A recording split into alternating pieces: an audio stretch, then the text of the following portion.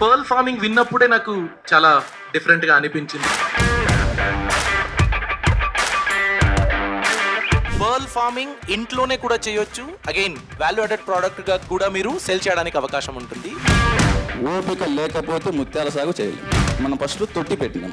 ఏ రోజైతే భూమికి అనుసంధానం లేకుండా కడతామో తొట్టి కానీ అక్వేరియా కానీ, ఆ రోజు అన్నీ మనం మెయింటైన్ చేయాల్సి ఉంటుంది. దీన్ని ఎలా సెల్ చేస్తున్నారు సార్? మీదే ఒక రీటైల్ అవుట్లెట్ ఉందా? మందే ఉంది సార్, రీటైల్ ఉంది, హోల్సేల్ ఉంది, ఓకే, అన్నీ మనమే చేసుకుంటాం. కల్చర్ నుంచి కస్టమర్ వరకు.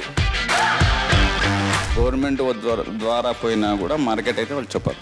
వాళ్ళు ఓన్లీ వాల్యూ యాడ్ చేసుకుని అమ్ముకోవాలా, మీ క్రియేషన్ మీరు చేసుకోవాలా, మీరే ప్రమోషన్ చేయించుకోవాలా, వాళ్ళకి వీళ్ళకి చెప్పుకోవాలా, యూట్యూబ్లో పెట్టుకోవాలా, ఫేస్బుక్, అంటే అన్ని అప్రోచ్ కావాలి మనం.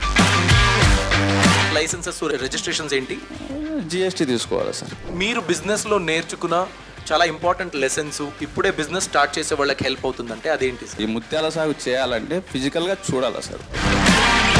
ఫ్రెష్ వాటర్లో తయారు చేసే ముత్యాలకు న్యాచురల్గా దొరికే ముత్యాలకు ఉన్న రేట్ డిఫరెన్స్ ఎంత? దానికి ఆకారం ఉండదు, మనం ఆకారం పెడతాం దీంట్లో, కాబట్టి మనది ఆకారం ఉండేది ఎక్కువ అమ్ముకోవచ్చు. ఇన్వెస్ట్మెంట్ ఎంత పెడితే వాళ్ళకి అప్రాక్సిమేట్లీ ఎంత రావచ్చు? మినిమం 1000 పెట్టినామంటే 30,000 ఖర్చు వస్తుంది. అంత బాగా చేసి ముందు పోయిన తర్వాత ఒక 1000 పెట్టినామనుకోండి, 500 ఆల్చిప్పలు బతుకుతాయి. 500 టు 2 వస్తాయి. 100 రూపాయలకు అమ్ముకున్నా కూడా 500 ఇంటూ 2 1000 ముత్యాలు, 1,00,000 రూపాయలు వస్తాయి. Boss Wala. Be the boss.